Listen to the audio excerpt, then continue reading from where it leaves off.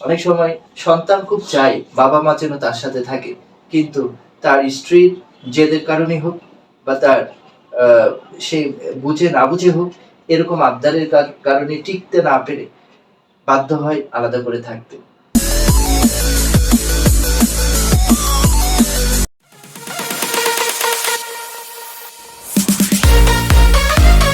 আসসালামু আলাইকুম, সবাইকে স্বাগত জানাচ্ছি। আমি অ্যাডভোকেট চৌধুরী ফাহাদ আছি আপনাদের সাথে।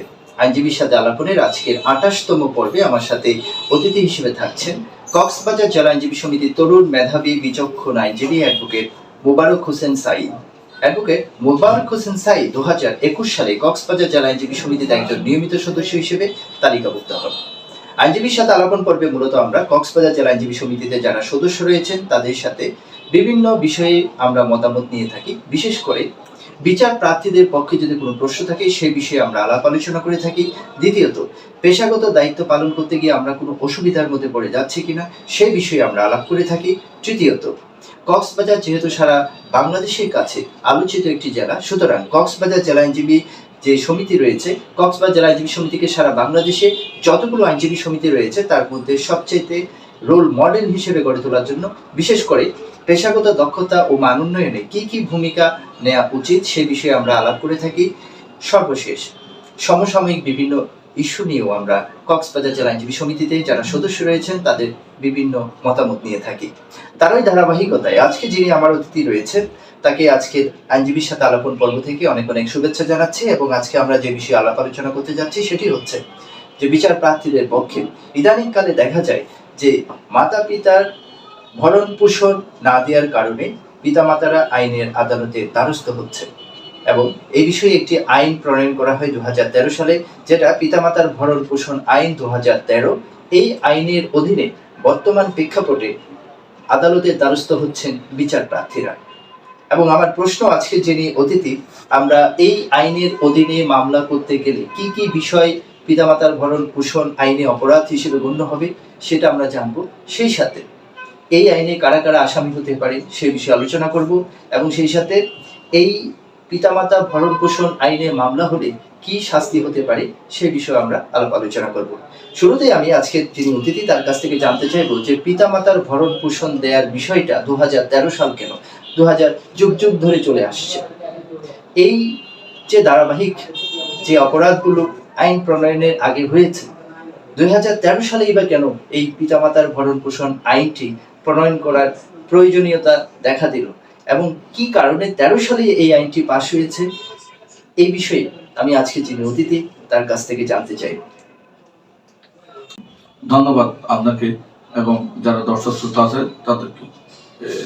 আপনার বহুল প্রচারিত আইনজীবী সহিত আলাপনা অনুষ্ঠানে আমাকে আমার মতামত পেশ করার জন্য সুযোগ করে দেবেন। আপনি যে বিষয়টা অবতারণা করছেন সেটা হচ্ছে শুধুমাত্র কক্সবাজার জেলা নয়, পুরো বাংলাদেশে আমরা সংবাদ মাধ্যমে দেখতে পাচ্ছি পিতামাতাকে তার সন্তান সন্ততি কি পরিমাণ অবহেলা করছে, এবং স্ত্রীর কথায় বা অন্যজনের কথায় নিজের জন্মধারণী এবং পিতা এবং মাতাকে অবহেলার কারণে বৃদ্ধাশ্রমে পাঠিয়ে দিচ্ছে। এই আইনটা বাংলাদেশে হওয়ার পূর্বে এই আইনটা প্রথমে ২০১৩ সনের ১ জুলাই সিনে একটি আইন পাশ হয়। এই আইনটার নাম হচ্ছে যে প্রবীণ অধিকার আইন, সেটাকে ইংরেজিতে বলা হয় এল্ডারলি রাইটস। এই আইনটা ভাবে ওই কনসেপ্ট থেকে বাংলাদেশে প্রণয়ন হয়েছে, এবং বাংলাদেশে সর্বপ্রথম এই আইনটা নিয়ে মামলা করে চাঁদপুর জেলার হাজীগঞ্জ উপজেলায়। প্রথম এই মামলাটা বিজ্ঞ আদালতে দায়ের করার পরে এটা ঠিক কখন দায়ের করা হয়েছিল এই মামলাটি? এই মামলাটি ২০১৩ সনে দায়ের করা হয়েছিল। ১৩ সনে, হ্যাঁ। দায়ের করার পরবর্তীতে বিজ্ঞ আদালত মামলাটা আমলে গ্রহণ করে বিবাদী পুত্রের প্রতি এবং পুত্রের স্ত্রীর প্রতি সমন ইস্যু করেছিল। এই আইনের যে বিষয়টা সেটা হচ্ছে যে আমরা দেখতে পাচ্ছি আমাদের একটা পারিবারিক আইন আছে, ফ্যামিলি কোড অর্ডিন্যান্স। ওখানে তো নিজের স্বামী থেকে স্ত্রীর ভরণ পোষণ দাবি করতে পারে, অথবা নাবালক সন্তান তার পিতা থেকে ভরণ পোষণ দাবি করতে পারে। কিন্তু এই আইনটার মধ্যে একজন বৃদ্ধ পিতা এবং মাতা এবং দাদা দাদি নানা নানি কার থেকে ভরণ পোষণটা দাবি করতেছে স্বয়ং প্রাপ্তবয়স্ক পিতা তার প্রাপ্তবয়স্ক সন্তান সন্ততি এবং নানা নানি তার নাতনি থেকে দাবি করতেছে। পুরাই এটা ব্যতিক্রম আইন এবং এটা একটা খুব জনবান্ধব আইন বলে এটা বিবেচিত হচ্ছে। যদিও আমাদের বাংলাদেশে এই আইনটা অজ্ঞতার কারণে হোক, হয়তো আমরা এই আইন দিয়ে খুবই মামলা হওয়া খুবই কম দেখতেছি। আসলে পিতামাতাকে কেউ কোনোভাবেই যদি একটা শর্ট থাপ্পড় মানে তাহলে আমরা মামলাতে চলে যাচ্ছি 323 ধারায় দণ্ডবিধি মামলায় চলে যাচ্ছি। কিন্তু ওনার কাছে এই 323 ধারার পাশাপাশি ওনার কিছু ভরণ পোষণ দিচ্ছে না, তার জন্য আমরা এই আইনি পিতামাতা ভরণ পোষণ আইন 2013 এর 49 নম্বর আইন দিয়ে আমরা সংশ্লিষ্ট ধারা উল্লেখ করে আমরা ম্যাজিস্ট্রেট কোর্টে আমরা মামলা দায়ের করতে পারি। দ্বিতীয় যে প্রশ্নটি আজকের অতিথির কাছে আমরা করতে যাচ্ছি সেটি হচ্ছে যে পিতামাতার ভরণ পোষণ আইন, যেটি বর্তমান প্রেক্ষাপটে অত্যন্ত জনবান্ধব আইন, যেটা আমার অতিথি আমাকে বলেছেন, এবং এই আইনের অধীনে পিতামাতার ভরণ পোষণ বলতে কি কি অপরাধকে বোঝাবে? ভরণ পোষণ বলতে আমরা যেটা বুঝি যে খাওয়া দাওয়া, অন্ন, বস্ত্র। তো আইন কি বলে এই ব্যাপারে? ভরণ পোষণ আইনের অধীনে মামলা করতে গেলে কোন কোন বিষয়গুলো সেখানে অন্তর্ভুক্ত থাকবে? ধন্যবাদ। পিতামাতা ভরণ পোষণ আইন 2013 এর ধারা 2 এর খ মধ্যে সংজ্ঞা প্রদান করা হয়েছে। ভরণ পোষণ বলতে খাওয়া দাওয়া, বস্ত্র, চিকিৎসা, বসবাসের সুবিধা এবং সঙ্গ প্রদানকে বোঝানো হয়েছে। এবং এই ধারার অধীনে যে ধারাটা আছে সেটা হচ্ছে যে ধারা 3, পিতামাতার ভরণ পোষণ বলতে প্রত্যেক সন্তানকে তার পিতামাতার ভরণ পোষণ নিশ্চিত করিতে হইবে। যদি এখানে একাধিক সন্তান সন্ততি যদি থাকে, সেক্ষেত্রে ওই সন্তান সন্ততিরা নিজেরা বসে আলাপ আলোচনা করে বৃদ্ধ পিতামাতাকে তাদেরকে ভরণ পোষণ করতে হবে। আর যদি কোনো সন্তান যদি পৃথক থাকে বাবা মায়ের কাছ থেকে, সেই ক্ষেত্রে আইন কি বলে? যদি পৃথক থাকে, যদি কোনো সন্তান যদি চাকরির প্রয়োজনে অথবা অন্য কোনো প্রয়োজনে, বিশেষ প্রয়োজনে যদি কোনো সন্তান যদি একটু যদি বৃদ্ধ পিতামাতার কাছ থেকে যদি একটু যদি দূরে থাকতে হয় প্রয়োজনে, তাহলে তাকে নিয়মিত পিতামাতার যে ভরণ পোষণ সেটা পিতামাতার সহিত আলাপ আলোচনা করে তাকে পিতামাতাদেরকে প্রদান করতে হবে। যেটা আইনে আছে আমাদের পিতামাতার ভরণ পোষণ আইন বলতে সাধারণ মানুষ যারা বিচার প্রার্থী রয়েছেন তারা যেটা বুঝে থাকেন সেটি হচ্ছে যে কোনো পিতামাতার খাদ্য, বস্ত্র, চিকিৎসা এই খরচগুলোর বাইরেও আরো কিছু অপরাধ রয়েছে যেটা করলে পিতামাতার ভরণ পোষণ আইনের আশ্রয় নেওয়া যেতে পারে। যেমন যদি কোনো পিতামাতাকে যদি কোনো সন্তান তার নিজের কাছ থেকে পৃথক রাখার চেষ্টা করে বা বৃদ্ধাশ্রমে দেওয়ার চেষ্টা করে, সেই ক্ষেত্রে আইনের ভাষ্য কি? সেটাও কি পিতামাতার ভরণ পোষণ আইনের অপরাধ হবে কিনা? জি, নিশ্চয়।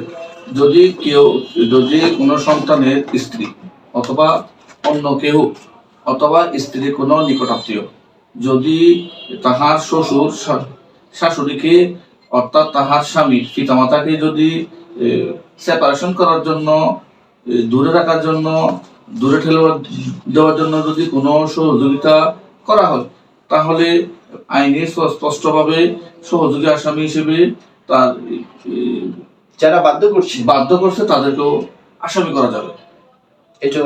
এটাও আইন মাপকাঠিতে পড়ে।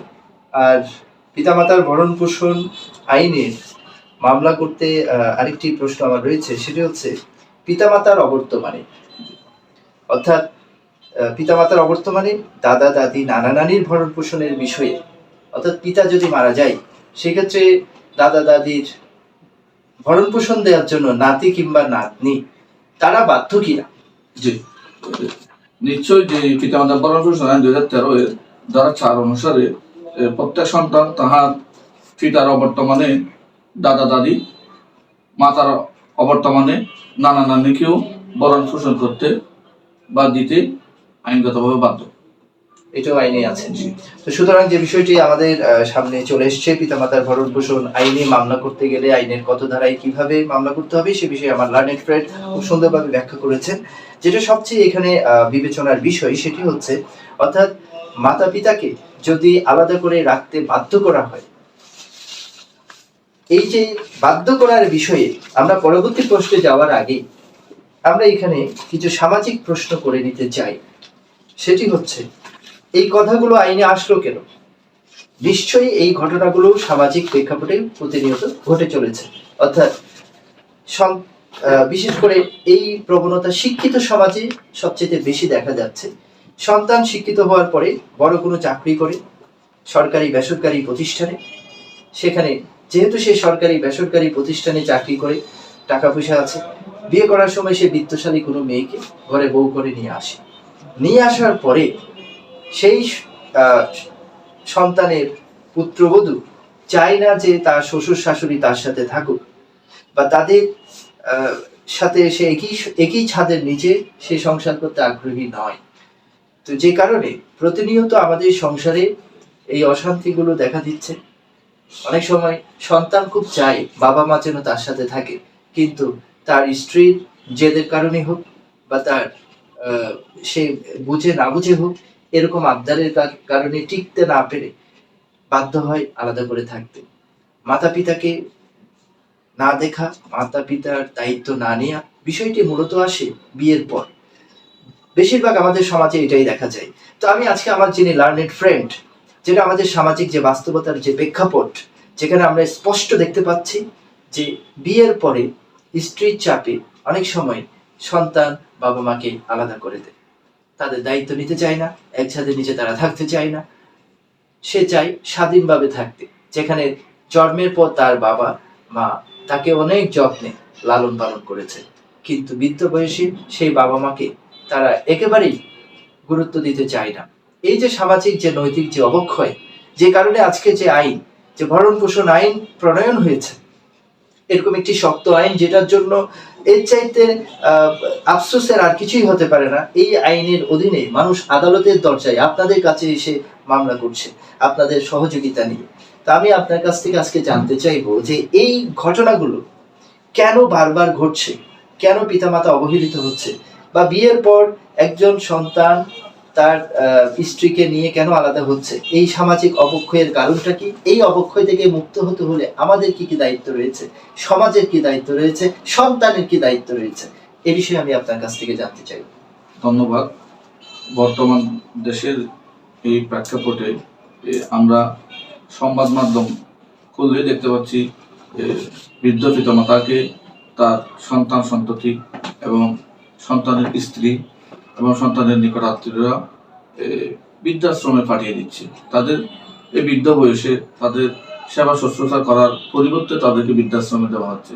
তো বৃদ্ধাশ্রমে যাদেরকে দেওয়া হচ্ছে, পরিসংখ্যানে যেটা বলছে সেটা হচ্ছে যে শিক্ষিত সন্তান সন্ততিরাই এই বৃদ্ধ পিতামাতাকে বৃদ্ধাশ্রমের দিকে ঠেলে দিচ্ছে। এই যে মোরালিটি, এখন মোরালিটি অনেক সময় তার স্ত্রীর জোর প্রচেষ্টা বা অপপ্রচেষ্টার জন্য হয়তো বা সন্তান তার পিতামাতাকে রাখতে চায় না এবং বড় পোষণ করতে চায় না।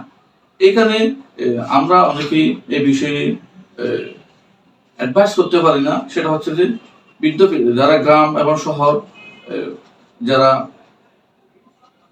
আইনগতভাবে মামলা করতে ইচ্ছুক, তাদেরকে এটা মেসেজ দেওয়া দরকার যে সেটা হচ্ছে যে কোনো বৃদ্ধ পিতামাতার সন্তান সন্ততির স্ত্রী যদি তার স্বামীকে যদি তার বৃদ্ধ পিতামাতাকে যদি ভরণ পোষণ না দেওয়ার ক্ষেত্রে বাধা প্রদান করে অথবা দেওয়ার ক্ষেত্রে অসহযোগিতা প্রদান করে, তাহলে ওই সন্তান সন্ততির স্ত্রীও এই পিতামাতার ভরণ পোষণ আইনে অভিযুক্ত হতে পারে এবং তার বিরুদ্ধে তার শ্বশুর শাশুড়ি মামলার বাদী হয়ে মামলা দায়ের করতে পারবে।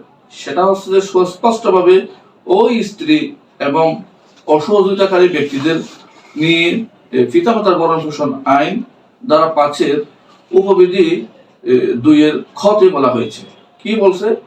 পিতামাতার বা দাদা দাদির বা নানা নানির ভরণ পোষণে অসহযোগিতা করিলে তিনি উক্তরূপ অপরাধ সংগঠনের সহায়তা করিয়াছে বলে গণ্য। উপধারা 1-এ উল্লেখিত দণ্ডে দণ্ডিত হইবে। উপধারা 1-এ কি বলেছে?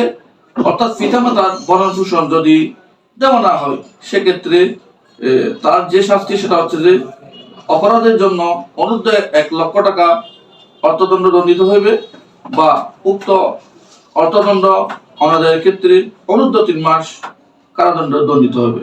অর্থাৎ এখানে ক্লিয়ার করে বলা হয়েছে, যেটা আমরা সহযোগী আসামি বলে থাকি, তাহলে সহযোগী আসামির জন্য মূল অপরাধের যে শাস্তি, সহযোগী আসামির জন্য সেই শাস্তি আইনের মধ্যে বলা হয়েছে। অর্থাৎ পুত্রের স্ত্রীকেও এই পিতামাতা ভরণ পোষণ আইনে তার বিরুদ্ধে মামলা লজ করা যাবে। মামলা কোথায় করা যাবে? ওই থানাধীন কগনিজেন্স কোর্টে মামলা করা যাবে। এখন আমার প্রশ্ন হচ্ছে, আমার লাইভ ফ্রেন্ড যে কথাটি বলেছে আমি সেটার সাথে একমত। এখানে উনি একটি গুরুত্বপূর্ণ কথা বলেছেন, যে আমি যে কথাটি একটু আগে বললাম, যে বিয়ের পরে স্ত্রী চাপে হোক বা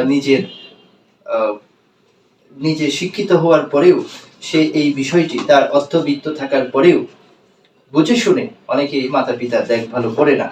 তো আমি যে কথাটি উত্তর তিনি যেটা দিয়েছেন এটা অত্যন্ত গুরুত্বপূর্ণ, যে পিতা মাতাকে ভরণ পোষণ দিতে যিনি বাধা প্রদান করবেন সেটা স্ত্রী হতে পারে বা অন্য যে কেউ, সন্তান হতে পারে বা প্রতিবেশী হতে পারে বা আত্মীয় স্বজন, যেই বাধা দিবে তাকেও সহযোগী আসামি করে পিতা মাতা বাদী হয়ে ভরণ পোষণে মামলা দায়ের করতে পারে। তো সেক্ষেত্রে এখন তিনি আমাকে শাস্তির কথা বলেছেন যে 3 মাস কারাদণ্ড, 1 লক্ষ টাকা জরিমানা, এই বিষয়টি প্রমাণ সাপেক্ষ। এবং এখানে যেটা করা হয়েছে সেটা হচ্ছে এই অপরাধটিকে বেইলেবল অর্থাৎ জামিনযোগ্য করা হয়েছে। তো এই বিষয়ে জামিনযোগ্য এই আইনটি জানার পরে অনেকে ভেবে বসেন যে এখানে মামলা হলেই ভয়ের কিছু নেই, কারণ জামিন তো হয়ে যাবে, কারণ এটি জামিনযোগ্য, আপোষযোগ্য। তো আমার প্রশ্ন রইল যে এই বিষয়টা, এই আইনটি কতটা সহজ, কতটা কঠিন, বা এটা সহজ হলে কতটা কঠিন করলে বা কতটা রেস্ট্রিকশন আরোপ করলে এই আইনটি ফলপ্রসূ হবে বলে আপনি মনে করেন? ধন্যবাদ। আপনি এই আইনের যে স্পিরিট এবং যে চলমান যে ধাপ এবং এই আইনের যে প্রযোজ্যতা, অ্যাপ্লিকেবিলিটির বিষয় নিয়ে যে প্রশ্নটা করেছে, সেটা হচ্ছে যে এই আইনের পিতামাতা ভরণ পোষণ আইনের ধারা 6-এর মধ্যে বলছে এই আইনের অধীন অপরাধ কগনিজেবল, আমলযোগ্য, বেইলেবল, জামিনযোগ্য এবং কম্পাউন্ডেবল, আপোষযোগ্য। এই যে একটা লেভেল করছে সেটা হচ্ছে একটা মাঝ লেভেল। এটাকে কোনোভাবে খুব শক্ত শিকল দিয়ে যে বাঁধার মতো করে এই আইনটা বাঁধে নেই। এটা কিন্তু নমনীয় করেছে। তার মানে এই নয় যে এই আইনটা সমাজে প্রয়োগ করার ক্ষেত্রে বিজ্ঞ বিচারকদেরও খুবই সশস্ত্র থাকা অতীব প্রয়োজন বলে আমি মনে করছি। এই আইনের যে স্পিরিট, যে সর্বজ্ঞ যে ধারাগুলো আমি আয়ত্ত করে যেটা বললাম, বিজ্ঞ বিচারকরা যখন এই মামলা দায়ের হয় অথবা এই মামলা দায়ের পরবর্তীতে যখন একটা ইনিশিয়েট স্টেপ নিয়ে মামলা কগনিজেন্স নেওয়ার পরে সমন ইস্যু করে অথবা ডাবল ইস্যু করে থাকে, পরবর্তীতে যখন সমন পাওয়ার পরে যখন এই মামলার আসামি যখন বিজ্ঞ আদালতে যখন এসে আত্মসমর্পণ করবে, তখন তো বিজ্ঞ আদালত এজ অফ রাইট হিসেবে তো জামিন দিতে পারে। এটা যেহেতু এজ অফ রাইট, সেটা হচ্ছে একটা আসামির একটা বেল পাওয়ার একটা হকদার। তাহলে এখানে বিজ্ঞ বিচারকরা তাহলে এখানে কি করতে পারে, যদি একটা সুপারিশ আকারে যদি বলি, সেটা হচ্ছে যে এটা প্রথম যদি জামিন দেওয়া হয়, যদি জামিনটা যদি একটু যদি কন্ডিশনাল করা হয়, আপনি আগামী ধার্য তারিখ পর্যন্ত আপনাকে আমি 1 সপ্তাহের জন্য বেল দিলাম, 10 কার্য দিবসের জন্য বেল দিলাম, 2 সপ্তাহের জন্য বেল দিলাম, অথবা আপনার সংশ্লিষ্ট ইউনিয়ন পরিষদের চেয়ারম্যানের জিম্মায় আপনাকে বেল দিলাম, অথবা আপনি আগামী তারিখের মধ্যে নিজেই বিজ্ঞ আদালতে আপনার পিতা মাতাকে হাসি খুশিতে আপনি নিয়ে আসবেন, সেই গ্রাউন্ডে দিলাম। যদি বেলটা যদি এভাবে করা হয় পরবর্তী তারিখে আসলো, তাহলে উনি যে বিজ্ঞ আদালত যে শর্তগুলা আরোপ করেছিল সেই শর্তগুলা যদি ফুলফিল যদি না করে থাকে, তাহলে বিজ্ঞ আদালত যে গ্রাউন্ডে বেল দিয়েছিল গ্রাউন্ডগুলো যদি ফুলফিল না হয়, তাহলে তো বিজ্ঞ আদালত তার পূর্বে জামিন বাতিল করো, তো তাহলে সিডাব্লিউ তাকে জেল হাজতে প্রেরণ করতে পারে। এইরকম যদি কিছু ইনিশিয়েট যদি অংশগ্রহণ বিজ্ঞ আদালত যদি ভেবে চিন্তে যদি কয়েকটা এই বিষয়বস্তুগুলো যদি আলোকিত দিই, এই পদক্ষেপগুলা মামলার যে স্টেপগুলা যদি গ্রহণ করে থাকে, তাহলে এই আইনটা সমাজের মধ্যে অতীব গুরুতর হয়ে যাবে এবং বিজ্ঞ কৌশলীরাও এই আইনের এবং সেকশন 5 ধারা অনুসারে মামলা করার জন্য সাহসিক ভূমিকা রাখবে বলে মনে করি। আমরা এতক্ষণ আলোচনা করেছি যে পিতামাতার ভরণ পোষণ আইন, যেখানে মাতা পিতা তার সন্তানের বিরুদ্ধে এই ধারার অধীনে মামলা করতে পারে। এখন সবকিছুর পজিটিভ এবং নেগেটিভ দিক দুটি রয়েছে। এই আইনেরও নেতিবাচক কোনো দিক আছে কিনা সেই বিষয়টি আমাদের দেখা উচিত। আমাদের অনেক বিচার প্রার্থীরা অভিযোগ করে থাকেন এই আইনের সুযোগ নিয়ে অনেকে এই আইনের অপব্যবহার করছে। যেমন দেখা যায় একজন পিতার 3 জন বা 5 জন সন্তান রয়েছে এবং সেই পিতার যদি সম্পত্তি থাকে, সেই ক্ষেত্রে অনেকেই দেখা যায় যদি একজন পিতার 4 জন সন্তান থাকে, তখন একজন ভাইকে বা 2 জন ভাইকে তারা বঞ্চিত করার উদ্দেশ্যে, পিতামাতার যেহেতু বয়স হয়ে গেছে, অনেক সময় দেখা যায় একটা নির্দিষ্ট বয়সের পরে মানুষের হিতাহিত জ্ঞান থাকে না, এই সুযোগটাকে কাজে লাগিয়ে এই আইনের অধীনে অনেক সন্তান তার আপন ভাইয়ের বিরুদ্ধে চক্রান্ত করে এই ধারার অধীনে পিতামাতাকে ভরণ পোষণ দিচ্ছে না, সেই সাথে আরো কিছু ধারা জড়িয়ে দিল। যেহেতু এটা বেলেবল অফেন্স, সেটার সাথে চুরি করেছে 380 ধারা বা 379 ধারা, মারধর করেছে 323 ধারা, এরকম কিছু সাধারণ বিষয় টেনে এনে তার ভাইকে বেকায়দায় ফেলার উদ্দেশ্যে বা মামলার একটা প্রক্রিয়ার মধ্যে ফেলে তাদের স্বার্থ হাসিল করার জন্য সেই বৃদ্ধ পিতামাতাকে, যাদের হিতাহিত জ্ঞান এই মুহূর্তে নেই, যাদের বয়স প্রায় 70-75 বছর, বা তিনি নিজে কোনো সিদ্ধান্ত নিতে পারেন না, তার যে সন্তানের অধীনে তিনি রয়েছেন তার কথা মতো ওই ভাইয়ের বিরুদ্ধে তিনি এই আইনের অধীনে কোনো মিথ্যা মামলা করছে কিনা বা কোনো অপব্যবহার করছে কিনা, যেটা আমাদের বিচার প্রার্থীদের অনেকের অভিযোগ যে অনেক আসামিরা রয়েছে যারা তাদের পিতার দায়ের করা মামলায় আমাদেরকে বলে থাকেন আমার বাবা যে ভরণ পোষণ সেগুলো আমি দিচ্ছি বা আমি সবকিছুই করছি, মূলত আমার ভাইয়ের কথাই এসে উনি এই মামলাটি করেছেন। এটা আমরা দেখতে পাই প্রতিনিয়ত। তো আপনার কাছ থেকে আমি জানতে চাইবো যে এই ধারার অধীনে এই ধারার অপব্যবহার হচ্ছে কিনা, আপনি এরকম বিষয়গুলো আপনার নজরে এসেছে কিনা, যদি এরকম হয় তাহলে সেই ক্ষেত্রে এই আইনের এমন কোনো বিষয় আনয়ন করা যায় কিনা যাতে করে এই মিথ্যা মামলা থেকে বাঁচার কোনো সুযোগ থাকে। ধন্যবাদ।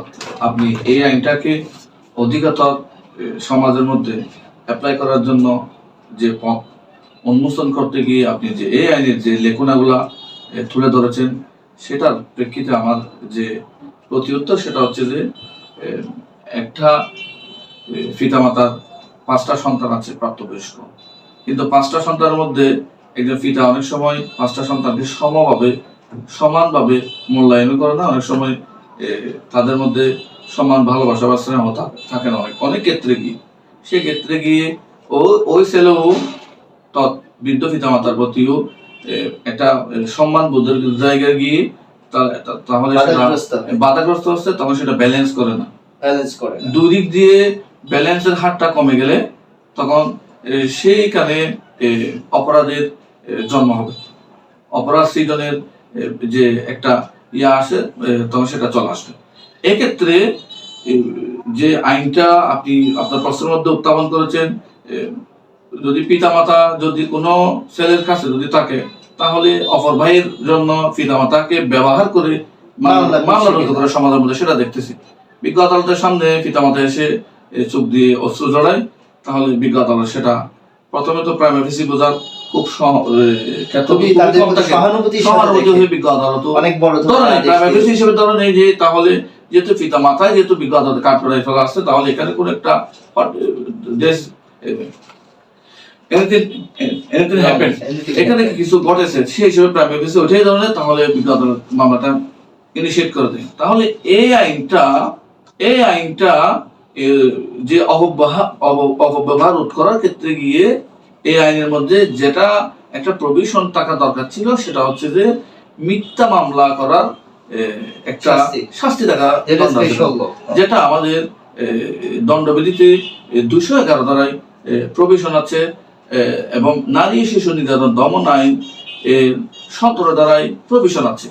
এইরকম একটা প্রভিশন এই আইনে যুক্তিযুক্ত করা অতীব সমীচীন বলে মনে করে থাকি। তবে বিজ্ঞ আদালতের কাছে যদি এই পিতামাতা যদি যখন 200 ধারা জবানবন্দি গ্রহণ করবে, 200 ধারা জবানবন্দি গ্রহণ করার সময় যদি দেখে এখানে কোনো কিছু আছে, এইটাই মামলাটা তদন্ত হওয়া সমীচীন, তাহলে এই মামলা সচরাচর মামলার মতো করে তদন্ততে প্রেরণ না করে মামলাটা কগনিজেন্স গ্রহণ করে, তো এই মামলাটা যদি সংশ্লিষ্ট ইউনিয়ন পরিষদের চেয়ারম্যান বরাবরে প্রেরণ করা হয়, যদি সিটি কর্পোরেশন হয় তাহলে মেয়র বরাবরে, এবং পৌরসভা হলে কাউন্সিলের বরাবরে যদি প্রেরণ করা হয়, তাহলে এই আইনটা, এই যে একটা তদন্তের বিষয়টা, সেটা ফুটে উঠবে। কারণ একজন বিজ্ঞ বিচারক ও তার লোকালিটি সম্বন্ধে অনেক কিছু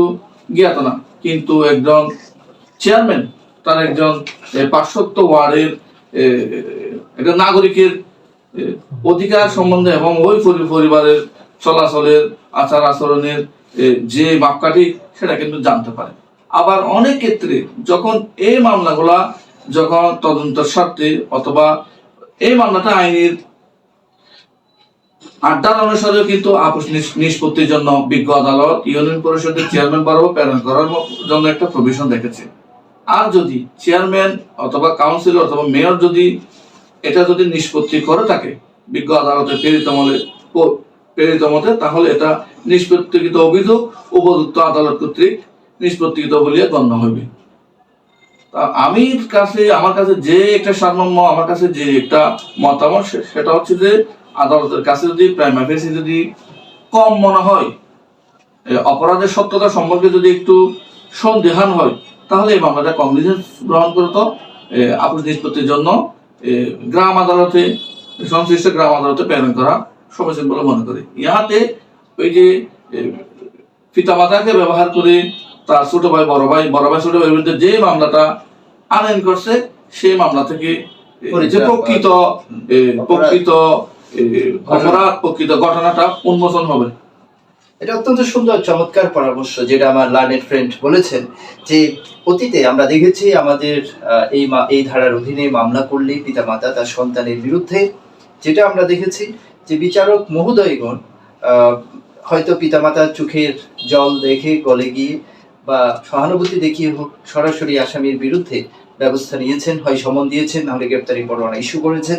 কিন্তু বর্তমানে আমাদের মাননীয় বিচারক মহোদয়গণ, আমরা বর্তমানে যে আদেশগুলো আমরা দেখতে পাচ্ছি, সেখানে যেটা আছে যে যখন কোনো বিচারপ্রার্থী আদালতে এই ধারার অধীনে তারা যখন মামলা করতে চায়, তাদেরকে তাদের জবানবন্দি নিয়ে থাকে, যদি দেখে যে একাধিক তার সন্তান রয়েছে এবং তিনি কোন সন্তানের অধীনে রয়েছে, যদি ওনার কাছে এটা ডাউটফুল মনে হয়, তখন তিনি সেটাকে তদন্তে প্রেরণ করেন। এবং আমি মনে করি এটা অবশ্যই একটি স্বচ্ছ প্রক্রিয়ার মধ্যে হওয়া এই কারণেই উচিত যে অনেক সময় দেখা যায় যে একই পিতামাতার যদি 4-5 জন সন্তান থাকে, তখন অনেকেই পিতামাতাকে বশে নিয়ে ভাইকে বেকায়দায় ফেলার উদ্দেশ্যে বা কোনো রকমের সম্পত্তি হাসিল করার জন্য বা অন্য কোনো উদ্দেশ্যে তারা এই ধারার অধীনে সেই সব বৃদ্ধ পিতামাতাকে তারা হাতিয়ার হিসেবে ব্যবহার করে তারা মামলা করে থাকেন। তো সুতরাং এই মামলা অপব্যবহার, এই ধারার যে অপব্যবহার রয়েছে, সেটা রোধকল্পে আমার লার্নেড ফ্রেন্ড যেটা বলেছেন, যেখানে এটা সুষ্ঠু স্বচ্ছ তদন্তের মাধ্যমে বা স্থানীয় যিনি জনপ্রতিনিধি রয়েছেন ওনাকেও এই মামলার সাথে ইনভলভ করে একটা সুন্দর একটা সমাধান যদি আমরা পাই, তাহলে এই ধারার যে উদ্দেশ্য রয়েছে, এই যে স্পেশাল আইনের যে উদ্দেশ্য রয়েছে, সেটি সফল হবে। আমার আজকে যিনি অতিথি, তাকে আমি আজকে আমাদের আইনজীবীর সাথে আলাপন পর্বে উপস্থিত হওয়ার জন্য আন্তরিকভাবে ধন্যবাদ জানাচ্ছি। এবং যে সময়ের সবচাইতে জনবান্ধব যে আইনটি, সেটি হচ্ছে পিতামাতার ভরণ পোষণ আইন। আমরা এটা নিয়ে আলোচনা করেছি এবং এখানে পিতামাতার ভরণ পোষণ আইনের অধীনে মামলার ক্ষেত্রে যেটা আমরা সবচেয়ে বেশি দেখেছি সেটি হচ্ছে স্ত্রীর ভূমিকা। অবশ্যই আমি মনে করি বিয়ের পরে প্রতিটি স্ত্রী তার সন্তান স্ত্রীর দায়িত্ব হবে যে তার শ্বশুর শাশুড়ি যারা আছে তাদের যত্ন নেয়া এবং পিতামাতার দেখভাল করার জন্য তার স্বামীকে সহযোগিতা করা এবং তাকে উপদেশ দেয়া যে বাবা মা যতদিন বেঁচে আছে তাদের দেখাশোনা করতে হবে। এবং দেখাশোনা করলে পরে আমি মনে করি এটা নৈতিক বিবেচনায়, ধর্মীয় বিবেচনায় অবশ্যই তারা পরবর্তী জীবনে সুখে শান্তিতে সংসার করতে পারবে। এবং এই ব্যাপারে অবশ্যই সবার নিজ নিজ দায়িত্ব থেকে সবার ভূমিকা রাখা উচিত। এবং আজকে যিনি অতিথি ওনার কাছ থেকে আমি সর্বশেষ মতামত জানতে চাইব যে এই আইনের অধীনে মামলা করার চাইতে কিভাবে আমাদের সামাজিক প্রেক্ষাপটে আমরা এটাকে নিয়ন্ত্রণ করতে পারি, কিভাবে একটি সুন্দর সমাজ বিনির্মাণ করা যায়, কিভাবে একটি এই আমাদের যে সামাজিক যে পারিপার্শ্বিক যে অবস্থা সেটাকে কিভাবে আরো সুন্দর করা যায় যাতে এই ধরনের ঘটনাগুলো না ঘটে। এই ব্যাপারে আপনি সর্বশেষ আমাকে মতামত দিবেন। ধন্যবাদ। আপনি যে বিষয়টা জানতে চেয়েছেন, অপরাধের সূচনা হচ্ছে কিন্তু পুরোপুরি হয়নি, তাহলে এটা রোধ করার জন্য এটা যে প্রিকশনারি মেজারমেন্ট, অপরাধ হওয়ার পূর্বে প্রস্তুতি, সেটা হচ্ছে যে এরকম যদি দেখতে পাচ্ছে তার বৃদ্ধ পিতামাতা, তাহলে আমাদের দেশে 3 স্তর বিশিষ্ট প্রশাসন আছে। একটা উপজেলা পর্যায়ে, জেলা পর্যায়ে এবং ইউনিয়ন পর্যায়ে প্রশাসন। তাহলে একজন নাগরিক সহজে যাকে পাবে সেটা হচ্ছে যে ইউনিয়ন পর্যায়ে প্রশাসন। ইউনিয়ন পর্যায়ে প্রশাসন মধ্যে চেয়ারম্যান তো আছে, চেয়ারম্যানের যে সংশ্লিষ্ট আরো কাছে পাবে সেটা হচ্ছে তার ওয়ার্ড মেম্বার, তার সাধারণ সদস্য এমইউপি সদস্যকে অবহিত করবে এরকম বিষয়।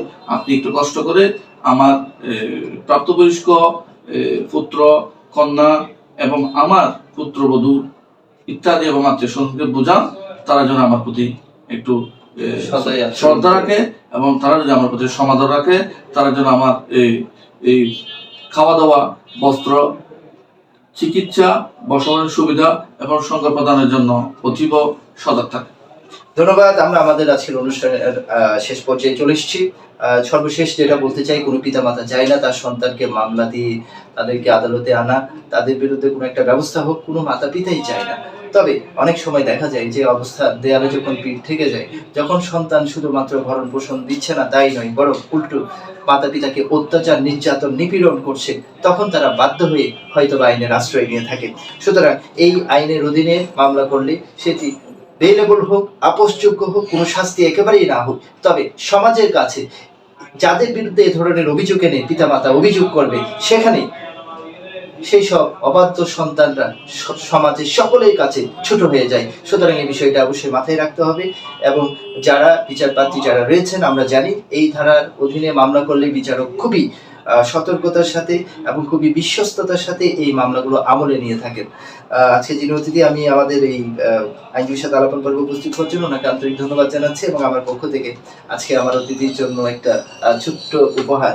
এবং আমি আগামীতে কক্সবাজার জেলা আইনজীবী সমিতিতে যারা সদস্য রয়েছেন, আগামী পর্বে আমরা তাদেরকে ধাপে ধাপে আমাদের আজকের আইনজীবীর সাথে আলাপন পর্বে আমরা আনবো। সে পর্যন্ত আপনারা সবাই ভালো থাকুন, সুস্থ থাকুন। আসসালামু আলাইকুম।